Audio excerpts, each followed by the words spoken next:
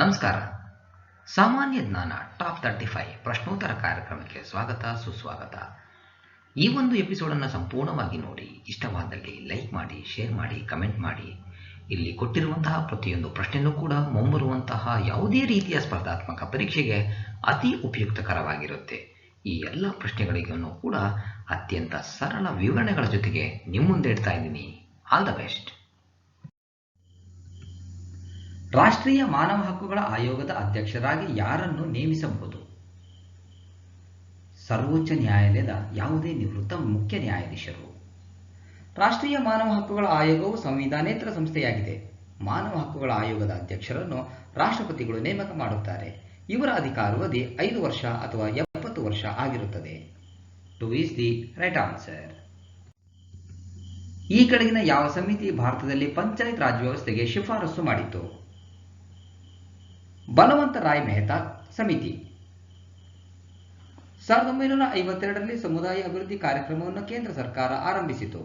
ಈ ಯೋಜನೆಯ ಬಗ್ಗೆ ಅಧ್ಯಯನ ನಡೆಸಲು ಬಲವಂತ ರಾಯ್ ಮೆಹ್ತಾ ಕಮಿಟಿಯನ್ನು 1957ರಲ್ಲಿ ರಚಿಸಲಾಯಿತು. ಈ ಸಮಿತಿಯು ಭಾರತದಲ್ಲಿ 3 ಹಂತದ ಪಂಚಾಯಿತಿಗಳನ್ನು ರಚಿಸಲು ಶಿಫಾರಸು ನೀಡಿತು. ಅವುಗಳೆಂದರೆ ಗ್ರಾಮ ಪಂಚಾಯಿತಿ, ಬ್ಲಾಕ್ ಮಟ್ಟದ ಪಂಚಾಯಿತಿ ಮತ್ತು ಜಿಲ್ಲಾ panchayat. 2 is the right answer. ಭಾರತದ ಸಂಸತ್ತಿನ ಉಭಯ ಸದನಗಳ ಜಂಟಿ ಅಧಿವೇಶನವನ್ನು ಯಾರು ಕರೆಯುತ್ತಾರೆ? ಭಾರತದ ರಾಷ್ಟ್ರಪತಿಗಳು. ಸಂವಿಧಾನದ 108ನೇ ವಿಧಿ ಅನ್ವಯ ರಾಜ್ಯಸಭೆ ಮತ್ತು ಲೋಕಸಭೆಗಳ ನಡುವೆ ಭಿನ್ನಾಭಿಪ್ರಾಯ ಉಂಟಾದಾಗ ಅದನ್ನು ಬಗೆಹರಿಸಲು ರಾಷ್ಟ್ರಪತಿಗಳು ಜಂಟಿ ಅಧಿವೇಶನವನ್ನು ಕರೆಯುತ್ತಾರೆ. ಇದರ ಅಧ್ಯಕ್ಷತೆಯನ್ನು ಲೋಕಸಭೆಯ ಸ್ಪೀಕರ್ ವಹಿಸುತ್ತಾರೆ. 3 is the right answer. Jharkhand ಈ ಕೆಳಗಿನ ಯಾವ ರಾಜ್ಯಗಳೊಂದಿಗೆ ಗಡಿಯನ್ನು ಹಂಚಿಕೊಂಡಿಲ್ಲ? ಮಧ್ಯಪ್ರದೇಶ. ಜಾರ್ಖಂಡ್ ರಾಜ್ಯವು ಬಿಹಾರ, ಪಶ್ಚಿಮ ಬಂಗಾಳ, ಒಡಿಶಾ, ಛತ್ತೀಸ್ಗಢ ಮತ್ತು ಉತ್ತರ ಪ್ರದೇಶ ರಾಜ್ಯಗಳೊಂದಿಗೆ ಗಡಿ ಹಂಚಿಕೊಂಡಿದೆ. ಆದರೆ ಆಯ್ಕೆಗಳ ಪ್ರಕಾರ ಮಧ್ಯಪ್ರದೇಶ ರಾಜ್ಯದೊಂದಿಗೆ ಗಡಿ ಹಂಚಿಕೊಂಡಿಲ್ಲ. 4 is the right answer. ಕೇಂದ್ರಾಡಳಿತ ಪ್ರದೇಶವೆಂದು ಪ್ರತಿನಿಧಿಸುವುದು? ಸಂಸತ್ತಿನ ಉಭಯ ಸದನಗಳು. ಭಾರತದಲ್ಲಿನ 8 ಕೇಂದ್ರಾಡಳಿತ ಪ್ರದೇಶಗಳು ನೇರವಾಗಿ ಕೇಂದ್ರ ಸರ್ಕಾರದ 2 ಸದನಗಳಿಂದ ನಿರ್ವಹಣೆಯಾಗುತ್ತಿವೆ. ಕೇಂದ್ರಾಡಳಿತ ಪ್ರದೇಶಗಳಿಗೆ ಸಂಸತ್ತಿನ ಶಿಫಾರಸಿನ ಮೇರೆಗೆ ರಾಷ್ಟ್ರಪತಿಗಳು ಲೆಫ್ಟಿನೆಂಟ್ ಗವರ್ನರ್ ಅಥವಾ ಆಡಳಿತಗಾರರನ್ನು ನೇಮಕ ಮಾಡುತ್ತಾರೆ. ಕೇಂದ್ರಾಡಳಿತ ಪ್ರದೇಶಗಳ ಭಾರತ ಗಣರಾಜ್ಯ ಅವಿಭಾಜ್ಯ ಅಂಗವಾಗಿದೆ. 3 is the right answer. ಸರ್ಗಾಸೋ ಮಹಾಸಾಗರ ಎಲ್ಲಿದೆ? ಉತ್ತರ ಅಟ್ಲಾಂಟಿಕ್ ಮಹಾಸಾಗರ. ಉತ್ತರ ಅಟ್ಲಾಂಟಿಕ್ ಸಾಗರದ ಗಲ್ಫ್ ಸ್ಟ್ರೀಮ್ ಉಷ್ಣೋದಕ ಪ್ರವಾಹ ಮತ್ತು ಕೆನೇರಿ ಶೀತೋದಕ ಪ್ರವಾಹದ ಮಧ್ಯೆ ಇರುವ ಸಾಗರ ಭಾಗವನ್ನು ಸರ್ಗಾಸೋ ಸಾಗರ ಎನ್ನುವರು. ಇದು ಉತ್ತರ ಅಟ್ಲಾಂಟಿಕ್ ಮಹಾಸಾಗರದಲ್ಲಿ ಕಂಡುಬರುವುದು. 1 is the right answer. ತುರ್ತು ಪರಿಸ್ಥಿತಿಯ ಘೋಷಣೆಯನ್ನು ಯಾರು ಘೋಷಿಸುತ್ತಾರೆ? ಭಾರತದ ರಾಷ್ಟ್ರಪತಿಗಳು. ಸಂವಿಧಾನದ 352ನೇ ವಿಧಿ ಅನ್ವಯ ರಾಷ್ಟ್ರೀಯ ತುರ್ತು ಪರಿಸ್ಥಿತಿಯನ್ನು, 356ನೇ ವಿಧಿ ಅನ್ವಯ ರಾಜ್ಯ ತುರ್ತು ಪರಿಸ್ಥಿತಿಯನ್ನು ಮತ್ತು 360ನೇ ವಿಧಿ ಅನ್ವಯ ಹಣಕಾಸು ತುರ್ತು ಪರಿಸ್ಥಿತಿಯನ್ನು ರಾಷ್ಟ್ರಪತಿಗಳು ಘೋಷಿಸುತ್ತಾರೆ.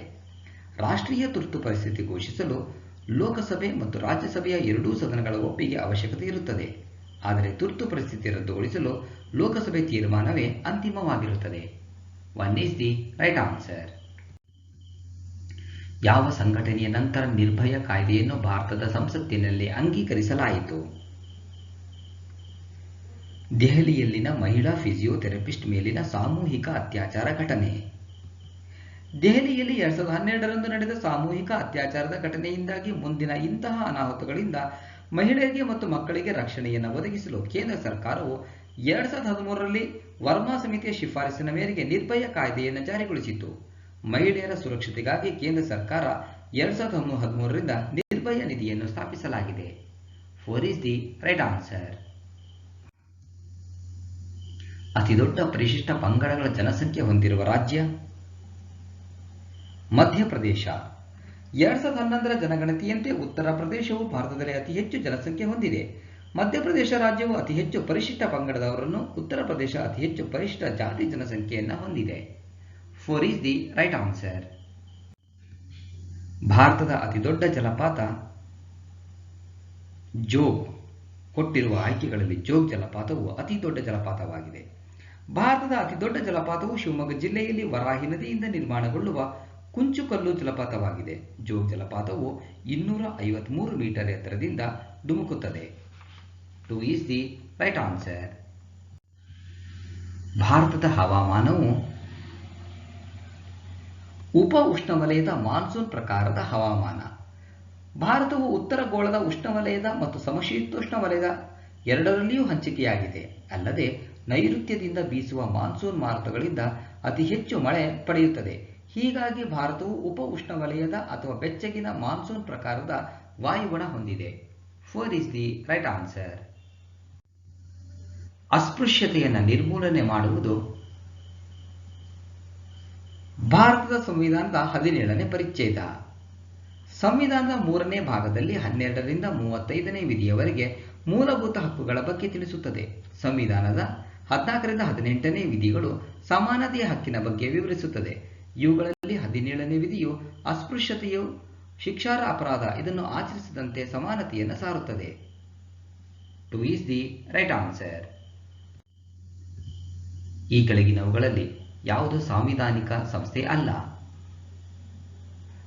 ರಾಷ್ಟ್ರೀಯ ಮಾನವ ಹಕ್ಕುಗಳ ಆಯೋಗ. ಕೊಟ್ಟಿರುವ ಆಯ್ಕೆಗಳ ಪ್ರಕಾರ ಲೋಕಸಭೆ, ಸಿಎಜಿ ಮತ್ತು ಚುನಾವಣಾ ಆಯೋಗವು ಸಾಂವಿಧಾನಿಕ ಸಂಸ್ಥೆಗಳಾಗಿವೆ. ಆದರೆ ಮಾನವ ಹಕ್ಕುಗಳ ಆಯೋಗವು ಸಾಂವಿಧಾನಿಕವಲ್ಲದ ಸಂಸ್ಥೆ. ಕಾರಣ 1993ರಲ್ಲಿ ಭಾರತ ಸಂಸತ್ತಿನಲ್ಲಿ ಕಾಯ್ದೆ ಮಾಡುವ ಮೂಲಕ ರಾಷ್ಟ್ರೀಯ ಮಾನವ ಹಕ್ಕುಗಳ ಆಯೋಗವನ್ನು ಸ್ಥಾಪಿಸಲಾಯಿತು. 4 is the right answer. JPEG ವಿಸ್ತರಣೆಯು ಸಾಮಾನ್ಯವಾಗಿ ಯಾವ ರೀತಿಯ ಫೈಲ್ ಅನ್ನು ಸೂಚಿಸುತ್ತದೆ? Image file. ಜೆಪಿಇಜಿ ವಿಸ್ತರಣೆಯು ಸಾಮಾನ್ಯವಾಗಿ ಇಮೇಜ್ ಫೈಲ್ ಅನ್ನು ತಿಳಿಸುತ್ತದೆ. ಡಿಜಿಟಲ್ ಇಮೇಜ್ಗಳ ಗಾತ್ರವನ್ನು ಸಂಕುಚಿತಗೊಳಿಸುವ ವಿಧಾನವಾಗಿದೆ. ದತ್ತಾಂಶ ಗಾತ್ರ ಮತ್ತು ಇಮೇಜ್ ಗುಣಮಟ್ಟದ ಆಯ್ಕೆಗಳನ್ನು ಹೊಂದಾಣಿಕೆ ಮಾಡುತ್ತದೆ. ಜೆಪಿಇಜಿ ಇದರ full form joint photographic experts group. 4 is the right answer. Montreal protocol ಯಾವುದಕ್ಕೆ ಸಂಬಂಧಿಸಿದೆ? ಕ್ಲೋರೋಫ್ಲೋರೋಕಾರ್ಬನ್ಗಳ ಕಡಿತ. 1987ರ ಸೆಪ್ಟೆಂಬರ್ 16ರಂದು ಕೆನಡಾ ದೇಶದ ಮಾಂಟ್ರಿಯಲ್ ನಗರದಲ್ಲಿ ಓಜೋನ್ ಪದರದ ಸಂರಕ್ಷಣೆ ಕುರಿತು ಅಂತಾರಾಷ್ಟ್ರೀಯ ಸಮ್ಮೇಳನವನ್ನು ನಡೆಸಲಾಯಿತು.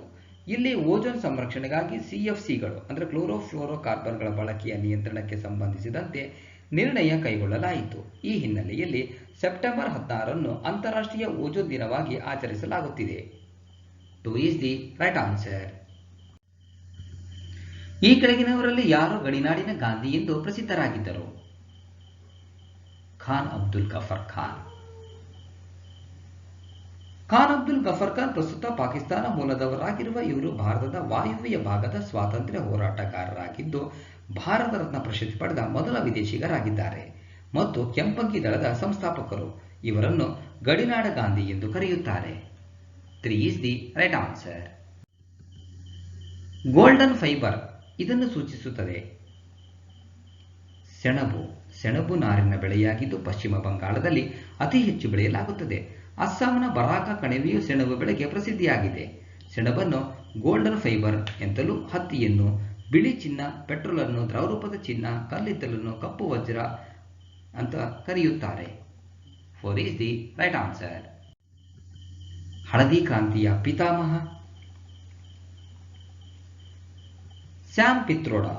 ಹಳದಿ ಕ್ರಾಂತಿಯು ತೈಲ ಬೀಜಗಳ ಅಥವಾ ಖಾದ್ಯ ತೈಲಗಳ ಉತ್ಪಾದನೆಯ ಪ್ರಗತಿಯನ್ನು ತಿಳಿಸುತ್ತದೆ. ದೇಶದಲ್ಲಿ 1960ರ ದಶಕದಲ್ಲಿ ಆಹಾರ ಉತ್ಪಾದನೆಯಲ್ಲಿ ನಡೆದ ಹಸಿರು ಕ್ರಾಂತಿಯಂತೆ ತೈಲ ಬೀಜಗಳ ಉತ್ಪಾದನೆಯನ್ನು ಹೆಚ್ಚಿಸಲು ಹಳದಿ ಕ್ರಾಂತಿ ನಡೆಸಲಾಯಿತು.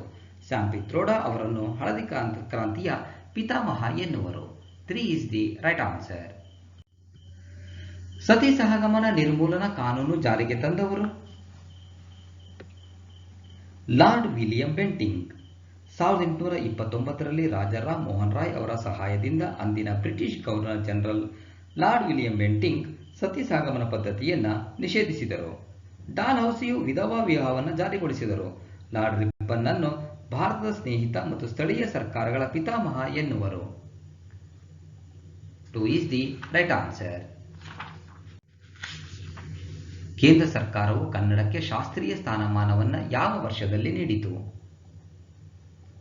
2008.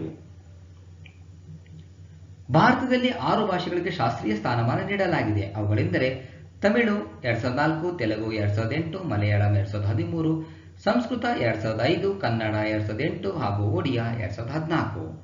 2 is the right answer. Malavikagnimitram ಬರೆದವರು ಕಾಳಿದಾಸ. ಗುಪ್ತರ ನವರತ್ನಗಳಲ್ಲಿ ಒಬ್ಬರಾದ ಕಾಳಿದಾಸನು ಅಭಿನವ ಶಾಕುಂತಲ, ಮಾಳವಿಕಾಗ್ನಿಮಿತ್ರ ಮತ್ತು ಕುಮಾರ ಸಂಭವ ಎಂಬ ನಾಟಕಗಳನ್ನು ಮತ್ತು ರಘುವಂಶ, ಮೇಘದೂತ ಮತ್ತು ಋತುಸಂಹಾರ ಎಂಬ ಮಹಾಕಾವ್ಯಗಳನ್ನು ರಚಿಸಿದ್ದಾರೆ.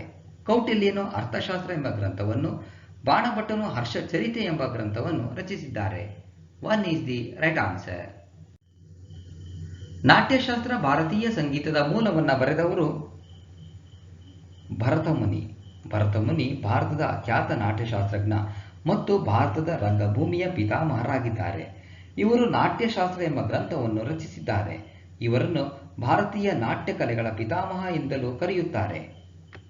1 ಈಸ್ ದಿ ರೈಟ್ ಆನ್ಸರ್. ಕೆಳಗಿನ ಯಾವ 3 ಸುತ್ತಿನ ಮೇಜಿನ ಸಮ್ಮೇಳನದಲ್ಲಿ ಮಹಾತ್ಮ ಗಾಂಧಿಯವರು ಭಾಗವಹಿಸಿದ್ದರು? 2ನೇ ಸುತ್ತಿನ ಮೇಜಿನ ಸಮ್ಮೇಳನ. 1ನೇ ದುಂಡು ಮೇಜಿನ ಸಮ್ಮೇಳನದಲ್ಲಿ ರಾಷ್ಟ್ರೀಯ ಕಾಂಗ್ರೆಸ್ ಪರವಾಗಿ ಯಾರೂ ಭಾಗವಹಿಸಿರಲಿಲ್ಲ. ಹೀಗಾಗಿ 1931 ಮಾರ್ಚ್ 5ರಲ್ಲಿ ನಡೆದ ಗಾಂಧಿ ಇರ್ವಿನ್ ಒಪ್ಪಂದಕ್ಕೆ ಅನುಗುಣವಾಗಿ ಗಾಂಧೀಜಿ 2ನೇ ದುಂಡು ಮೇಜಿನ ಸಮ್ಮೇಳನದಲ್ಲಿ ಭಾಗವಹಿಸಿದರು. ರಾಮ್ಸೆ ಮ್ಯಾಕ್ಡೊನಾಲ್ಡ್ ಅವರ ಅಧ್ಯಕ್ಷತೆಯಲ್ಲಿ 3 ದುಂಡು ಮೇಜಿನ ಸಮ್ಮೇಳನಗಳು ಇಂಗ್ಲೆಂಡಿನ ಜೇಮ್ಸ್ ಅರಮನೆಯಲ್ಲಿ ನಡೆದವು. 2 ಈಸ್ ದಿ ರೈಟ್ ಆನ್ಸರ್. ಮಾನವೀಯ ಪರಿಹಾರ ಮತ್ತು ಸಾಮಾಜಿಕ ಕಾರ್ಯಕ್ರಮಗಳನ್ನು ಮುಂದುವರಿಸಲು 1896ರಲ್ಲಿ ರಾಮಕೃಷ್ಣ ಮಿಷನ್ ಅನ್ನು ಯಾರು ಸ್ಥಾಪಿಸಿದರು? ಸ್ವಾಮಿ ವಿವೇಕಾನಂದ. ಪಶ್ಚಿಮ ಬಂಗಾಳದ ಬೇಲೂರಿನಲ್ಲಿ ಸ್ವಾಮಿ ವಿವೇಕಾನಂದರು ತಮ್ಮ ಗುರುಗಳಾದ ರಾಮಕೃಷ್ಣ ಪರಮಹಂಸ ಅವರ ಹೆಸರಿನಲ್ಲಿ ರಾಮಕೃಷ್ಣ ಮಿಷನ್ ಅನ್ನು 1896ರಲ್ಲಿ ಸ್ಥಾಪಿಸಿದರು. 2ನೇ ರಾಮಕೃಷ್ಣ ಮಿಷನ್ ಉತ್ತರಾಖಂಡದಲ್ಲಿ ಆರಂಭವಾಯಿತು. 3 ಈಸ್ ದಿ ರೈಟ್ ಆನ್ಸರ್. ಈ ಕೆಳಗಿನ ಯಾವ ಯುದ್ಧದ ಕೊನೆಯಲ್ಲಿ ವರ್ಸೈಲ್ಸ್ ಒಪ್ಪಂದಕ್ಕೆ ಸಹಿ ಹಾಕಲಾಯಿತು? ಮೊದಲನೇ ಮಹಾಯುದ್ಧ. 1914ರಿಂದ 1918ರವರೆಗೆ ನಡೆದ 1ನೇ ಜಾಗತಿಕ ಯುದ್ಧದ ಕೊನೆಯಲ್ಲಿ ಜರ್ಮನಿಯೊಂದಿಗೆ ವರ್ಸೈಲ್ಸ್ ಒಪ್ಪಂದಕ್ಕೆ ಸಹಿ ಹಾಕಲಾಯಿತು. ಈ ಒಪ್ಪಂದದಿಂದ ಮಿತ್ರಕೂಟ ರಾಷ್ಟ್ರಗಳು ಶತ್ರು ರಾಷ್ಟ್ರಗಳನ್ನು ನಷ್ಟಕ್ಕೆ ದೂಕಿದವು. ನಂತರದಲ್ಲಿ ಜಾಗತಿಕ ಮಟ್ಟದಲ್ಲಿ ಯುದ್ಧಗಳನ್ನು ತಡೆಯಲು ರಾಷ್ಟ್ರ ಸಂಘವನ್ನು 1920 ಜನವರಿ 10ರಂದು ಸ್ಥಾಪಿಸಲಾಯಿತು. 2 ಈಸ್ ದಿ ರೈಟ್ ಆನ್ಸರ್. ಕರ್ನಾಟಕದಲ್ಲಿನ ಒಟ್ಟು ಪೊಲೀಸ್ ಜಿಲ್ಲೆಗಳ ಸಂಖ್ಯೆ 31. ಕರ್ನಾಟಕದಲ್ಲಿನ ಒಟ್ಟು ಪೊಲೀಸ್ ಜಿಲ್ಲೆಗಳ ಸಂಖ್ಯೆ 31 ಆಗಿದೆ. ಕೋಲಾರ ಜಿಲ್ಲೆಯ ಕೆಜಿಎಫ್ ಅನ್ನು ಕೇಂದ್ರ ವಲಯಕ್ಕೆ ಸೇರಿಸಿದ್ದು ಬೆಂಗಳೂರಿನಲ್ಲಿ ಕೇಂದ್ರ ಕಚೇರಿ ಹೊಂದಿದೆ. 3 ಈಸ್ ದಿ ರೈಟ್ ಆನ್ಸರ್. ಪರಿಸರ ವ್ಯವಸ್ಥೆಯಲ್ಲಿನ ವಿಭಜಕಗಳು ಸಾವಯವ ವಸ್ತುಗಳನ್ನು ಅಜೈವಿಕ ರೂಪಗಳಾಗಿ ಪರಿವರ್ತಿಸುತ್ತವೆ. ಪರಿಸರ ವ್ಯವಸ್ಥೆಯಲ್ಲಿನ ವಿಭಜಕಗಳು ಸಾವಯವ ವಸ್ತುಗಳನ್ನು ಅಜೈವಿಕ ರೂಪಗಳಾಗಿ ವಿಭಜಿಸುತ್ತವೆ. ಪರಿಸರ ಎಂಬುದು ಜೈವಿಕ ಮತ್ತು ಅಜೈವಿಕ ಅಂಶಗಳನ್ನು ಒಳಗೊಂಡಿರುವ ವ್ಯವಸ್ಥೆಯಾಗಿದೆ. ಪರಿಸರ ವಿಜ್ಞಾನವು ವಿಜ್ಞಾನದ ಒಂದು ಶಾಖೆಯಾಗಿದ್ದು ಪರಿಸರದ ಮೇಲಿನ ಮಾನವ ಚಟುವಟಿಕೆಗಳ ಪರಿಣಾಮವನ್ನು ಅಧ್ಯಯನ ಮಾಡುತ್ತದೆ. 2 ಈಸ್ ದಿ ರೈಟ್ ಆನ್ಸರ್. ಬಿಸಾಡಬಹುದಾದ ಪ್ಲಾಸ್ಟಿಕ್ ಫಲಕಗಳನ್ನು ಬಳಸಬಾರದು, ಏಕೆಂದರೆ ಅವು ಜೈವಿಕ ವಿಘಟನೀಯವಲ್ಲದ ವಸ್ತುಗಳಿಂದ ಮಾಡಲ್ಪಟ್ಟಿದೆ. ಬಿಸಾಡಬಹುದಾದ ಪ್ಲಾಸ್ಟಿಕ್ ಫಲಕಗಳನ್ನು ಬಳಸಬಾರದು. ಕಾರಣವೆಂದರೆ ಪ್ಲಾಸ್ಟಿಕ್ ಫಲಕಗಳು ಜೈವಿಕ ವಿಘಟನೀಯವಲ್ಲದ ವಸ್ತುಗಳಿಂದ ಮಾಡಲ್ಪಟ್ಟಿರುತ್ತವೆ. 40 ಮೈಕ್ರಾನ್ಗಿಂತ ಕಡಿಮೆ ಇರುವ ಪ್ಲಾಸ್ಟಿಕ್ ಬಳಕೆಯನ್ನು ನಿರ್ಬಂಧಿಸಲಾಗಿದೆ. 4 ಈಸ್ ದಿ ರೈಟ್ ಆನ್ಸರ್. ಈ ಕೆಳಗಿನ ವಸ್ತುಗಳ ಗುಂಪುಗಳಲ್ಲಿ ಯಾವ ಗುಂಪುಗಳು ಜೈವಿಕ ವಿಘಟನೀಯವಲ್ಲದ ವಸ್ತುಗಳನ್ನು ಮಾತ್ರ ಒಳಗೊಂಡಿರುತ್ತದೆ? ಎ ಮರ, ಪೇಪರ್, ಲೆದರ್. ಬಿ ಪಾಲಿಥೀನ್, ಮಾರ್ಜಕ, ಪಿವಿಸಿ. ಸಿ ಪ್ಲಾಸ್ಟಿಕ್, ಮಾರ್ಜಕ, ಹುಲ್ಲು. D plastic, bakelite, DDT. ಹಾಗಾದರೆ ಸರಿಯಾದ ಉತ್ತರ ಬಿ ಮತ್ತು ಡಿ. ಕಾರಣ ಪಾಲಿಥೀನ್, ಮಾರ್ಜಕ, ಪಿವಿಸಿ, ಪ್ಲಾಸ್ಟಿಕ್, ಬೇಕಲೈಟ್, ಡಿಡಿಟಿ ಇವು ಜೈವಿಕ ವಿಘಟನೆ ಆಗುವುದಿಲ್ಲ. ಅಂದರೆ ಸೂಕ್ಷ್ಮಾಣು ಜೀವಿಗಳಿಂದ ಕೊಳೆತು ಗೊಬ್ಬರ ಆಗದೇ ಇರುವಂತಹ ಪದಾರ್ಥಗಳನ್ನು ಜೈವಿಕ ವಿಘಟನೀಯವಲ್ಲದ ತ್ಯಾಜ್ಯ ವಸ್ತುಗಳು ಅಂತೇಳಿ ಕರಿತೀವಿ. ಅದೇ ಸೂಕ್ಷ್ಮಾಣು ಜೀವಿಗಳಿಂದ ಕೊಳೆತು ಗೊಬ್ಬರವಾಗುವಂತಹ ವಸ್ತುಗಳನ್ನು ಜೈವಿಕ ವಿಘಟನೆಯಾಗುವ ವಸ್ತುಗಳು ಅಂತೇಳಿ ಕರಿತೀವಿ. 4 is the right answer. UV ಕಿರಣಗಳಿಗೆ ಮನುಷ್ಯರು ಅತಿಯಾಗಿ ಒಡ್ಡಿಕೊಳ್ಳುವುದರ ಪರಿಣಾಮ: ಎ ರೋಗ ನಿರೋಧಕ ವ್ಯವಸ್ಥೆಗೆ ಹಾನಿಯಾಗುತ್ತದೆ. ಬಿ ಶ್ವಾಸಕೋಶಕ್ಕೆ ಹಾನಿಯಾಗುತ್ತದೆ, ಸಿ ಚರ್ಮದ ಕ್ಯಾನ್ಸರ್ ಬರುತ್ತದೆ, ಡಿ ಜಠರದಲ್ಲಿ ಹುಣ್ಣುಗಳಾಗುತ್ತವೆ. ಎ ಮತ್ತು ಸಿ ರೋಗ ನಿರೋಧಕ ವ್ಯವಸ್ಥೆಗೆ ಹಾನಿಯಾಗುತ್ತದೆ, ಚರ್ಮದ ಕ್ಯಾನ್ಸರ್ ಬರುತ್ತದೆ. ಯುವಿ ಕಿರಣಗಳಿಗೆ ಮನುಷ್ಯರು ಅತಿಯಾಗಿ ಒಡ್ಡಿಕೊಳ್ಳುವ ಪರಿಣಾಮ ಚರ್ಮದ ಕ್ಯಾನ್ಸರ್ಗೆ ಕಾರಣವಾಗುತ್ತದೆ ಹಾಗೂ ಪ್ರತಿರಕ್ಷಣಾ ವ್ಯವಸ್ಥೆಯ ಮೇಲೂ ಪರಿಣಾಮ ಬೀರುವುದು. 3 is the right answer. ಆಮದುಗಳ ಮೇಲಿನ ತೆರಿಗೆಯು ಯಾವುದಕ್ಕೆ ಉದಾಹರಣೆಯಾಗಿದೆ? ವ್ಯಾಪಾರದ ತಡೆ. ಅಂತಾರಾಷ್ಟ್ರೀಯ ವ್ಯಾಪಾರದಲ್ಲಿ ಆಮದು ಮತ್ತು ರಫ್ತು ತೆರಿಗೆ, ಕಸ್ಟಮ್ ತೆರಿಗೆ, ಸೀಮಾ ಸುಂಕ ಇದು ದೇಶದ ವಿದೇಶಿ ವ್ಯಾಪಾರವನ್ನು ನಿಯಂತ್ರಿಸುತ್ತದೆ. ಆಮದು ತೆರಿಗೆ ಹೆಚ್ಚಾದರೆ ದೇಶಕ್ಕೆ ಬರುವ ವಸ್ತುಗಳ ಬೆಲೆಯು ಹೆಚ್ಚಾಗುವುದರಿಂದ ಆ ವಸ್ತುಗಳ ಮೇಲಿನ ಬೇಡಿಕೆ ಕಡಿಮೆಯಾಗಿ ವ್ಯಾಪಾರ ನಿಯಂತ್ರಣವಾಗುತ್ತದೆ. ಸರ್ಕಾರವು ಆಮದು ಪ್ರಮಾಣವನ್ನು ನಿಯಂತ್ರಿಸಲು ಮತ್ತು ದೇಶೀಯ ಕೈಗಾರಿಕೆಗಳ ಬೆಳವಣಿಗೆಗೆ ಉತ್ತೇಜನ ನೀಡಲು ಈ ತೆರಿಗೆಯನ್ನು ಹೆಚ್ಚಿಸುತ್ತದೆ. ಕಸ್ಟಮ್ ತೆರಿಗೆ ಎಂಬುದು ಕೇಂದ್ರ ಸರ್ಕಾರ ವಿಧಿಸುವ ಪರೋಕ್ಷ ತೆರಿಗೆಯ ಒಂದು ಪ್ರಕಾರ. 2 is the right answer. SEZS ಅಂದರೆ SEZ ಸ್ಪೆಷಲ್ ಎಕನಾಮಿಕ್ ಝೋನ್. ಒಂದು ನಿರ್ದಿಷ್ಟ ಪ್ರದೇಶವು ಆರ್ಥಿಕ ಅಭಿವೃದ್ಧಿಯಿಂದ ಹಿಂದುಳಿದಿದ್ದು ಅದನ್ನು ಕೆಲವು ಸೌಕರ್ಯಗಳನ್ನು ಒದಗಿಸುವ ಮೂಲಕ ರಫ್ತು ಕೇಂದ್ರಿತ ಅಭಿವೃದ್ಧಿ ಪಥದತ್ತ ತರಲು ಸರ್ಕಾರ ನಿಗದಿಪಡಿಸಿರುವ ವಲಯಗಳಾಗಿವೆ. ಇಂತಹ ಸ್ಥಳಗಳಲ್ಲಿ ಕಡಿಮೆ ಪ್ರಮಾಣದ ತೆರಿಗೆ, ತೆರಿಗೆ ರಜೆ, ಸಾರಿಗೆ ಸೌಲಭ್ಯ, ಮಾರುಕಟ್ಟೆ ಸೌಕರ್ಯ, ಇತರ ಮೂಲ ಸೌಕರ್ಯಗಳನ್ನು ಒದಗಿಸಿ ಉದಾರೀಕರಣದ ನೀತಿ ಅನುಸರಿಸುವ ಮೂಲಕ ಆ ಪ್ರದೇಶವನ್ನು ಅಭಿವೃದ್ಧಿಯತ್ತ ತರಲಾಗುತ್ತದೆ. 1965ರಲ್ಲಿ ಗುಜರಾತ್ನ ಕಾಂಡ್ಲಾದಲ್ಲಿ ಮೊದಲ SEZ ಆರಂಭಗೊಂಡಿತು. 3 is the right answer. ಆಯ್ಕೆ ಮಾಡುವ ಹಕ್ಕು, ಪರಿಹಾರವನ್ನು ಪಡೆಯುವ ಹಕ್ಕು, ಪ್ರತಿನಿಧಿಸುವ ಹಕ್ಕು ಮತ್ತು ಕೇಳಿಸುವ ಹಕ್ಕುಗಳು ಗ್ರಾಹಕರ ಹಕ್ಕುಗಳು. ಗ್ರಾಹಕರ ಹಕ್ಕುಗಳು ಎಂದರೆ ಗ್ರಾಹಕ ಅಥವಾ ಅನುಭೋಗಿಗೆ ಸಂಬಂಧಿಸಿರುವ ವಿವಿಧ ಹಕ್ಕು ಸೌಲಭ್ಯಗಳು. ಆಯ್ಕೆ ಮಾಡುವ ಹಕ್ಕು, ಪರಿಹಾರ ಪಡೆಯುವ ಹಕ್ಕು, ಪ್ರತಿನಿಧಿಸುವ ಹಕ್ಕು ಮತ್ತು ಕೇಳಿಸುವ ಹಕ್ಕು. 1986 ಡಿಸೆಂಬರ್ 24ರಂದು ಭಾರತದಲ್ಲಿ ಗ್ರಾಹಕ ರಕ್ಷಣಾ ಕಾನೂನನ್ನು ಜಾರಿಗೆ ತಂದಿದ್ದು ಇದು 6 ಗ್ರಾಹಕರ ಹಕ್ಕುಗಳನ್ನು ಪರಿಚಯಿಸಿದೆ. 1 is the right answer. ಇವುಗಳಲ್ಲಿ ಯಾವುದು ಕೃತಕ ಪರಿಹಾರ ವ್ಯವಸ್ಥೆ? ಬೆಳೆ ಕ್ಷೇತ್ರ.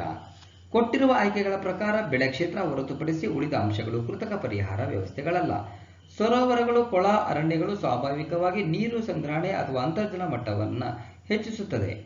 ಇದರೊಂದಿಗೆ ಕೃತಕವಾಗಿ ಮಳೆ ನೀರಿನ ಕೊಯ್ಲು, ಅರಣ್ಯೀಕರಣಗಳ ಮೂಲಕ ಅಂತರ್ಜಲವನ್ನು ಹೆಚ್ಚಿಸಬಹುದು. 2 is the right answer. ಸರ್ಕಾರವು ನಿಗದಿಪಡಿಸಿದ ಅಡೆತಡೆಗಳು ಅಥವಾ ನಿರ್ಬಂಧಗಳನ್ನು ತೆಗೆದುಹಾಕುವುದು ಉದಾರೀಕರಣ. PV ನರಸಿಂಹರಾವ್ ಅವರ ಅವಧಿಯಲ್ಲಿ ದೇಶದ ಆರ್ಥಿಕ ಸಮಸ್ಯೆ ನಿವಾರಣೆಗಾಗಿ ಅಂದಿನ ಹಣಕಾಸು ಸಚಿವರಾದ ಡಾಕ್ಟರ್ ಮನಮೋಹನ್ ಸಿಂಗ್ ರವರು ನೂತನ ಆರ್ಥಿಕ ನೀತಿಯೊಂದಿಗೆ LPG ಅಂದರೆ ಉದಾರೀಕರಣ, ಖಾಸಗೀಕರಣ ಮತ್ತು ಜಾಗತೀಕರಣ ನೀತಿಗಳನ್ನು ಜಾರಿಗೊಳಿಸಿದರು. ಆರ್ಥಿಕತೆಯ ಮೇಲಿನ ನೀತಿ ನಿರ್ಬಂಧಗಳ ಸಡಿಲಿಕೆಯನ್ನು ಉದಾರೀಕರಣ, ಮಾಲೀಕತ್ವದ ಹಕ್ಕನ್ನು ಸರ್ಕಾರದಿಂದ ಖಾಸಗಿ ವಲಯಕ್ಕೆ ವರ್ಗಾಯಿಸುವುದು ಖಾಸಗೀಕರಣ ಹಾಗೂ ದೇಶದ ಆರ್ಥಿಕ ವ್ಯವಸ್ಥೆಯನ್ನು ವಿಶ್ವದ ಅರ್ಥವ್ಯವಸ್ಥೆಯೊಂದಿಗೆ ಸಂಪರ್ಕ ಕಲ್ಪಿಸುವುದು ಜಾಗತೀಕರಣ. So 1 is the right answer. ಇಲ್ಲಿಗೆ 35 ಪ್ರಶ್ನೆಗಳ ಈ ಒಂದು ಎಪಿಸೋಡ್ ಮುಕ್ತಾಯವಾಗ್ತಾ ಇದೆ. ಸಂಪೂರ್ಣವಾಗಿ ಈ ಒಂದು ವಿಡಿಯೋವನ್ನು ನೋಡಿದ್ದಕ್ಕೆ ಮತ್ತೊಮ್ಮೆ ನಿಮಗೆ ಹೃತ್ಪೂರ್ವಕವಾಗಿರುವಂಥ ಧನ್ಯವಾದಗಳು. All the best. Thank you. ಸ್ನೇಹಿತರೆ, ವಿಡಿಯೋವನ್ನು ನೋಡಿದಂಥ ಎಲ್ಲರಿಗೂ ಧನ್ಯವಾದಗಳು. ನಾಳಿನ ಪ್ರಚಲಿತ ಘಟನೆಯ ವಿದ್ಯಮಾನದೊಂದಿಗೆ ಮತ್ತೆ ನಿಮ್ಮನ್ನು ಭೇಟಿಯಾಗ್ತೀವಿ. ಅಲ್ಲಿವರೆಗೂ ಎಲ್ಲರಿಗೂ ಧನ್ಯವಾದಗಳು. ನಮಸ್ಕಾರ.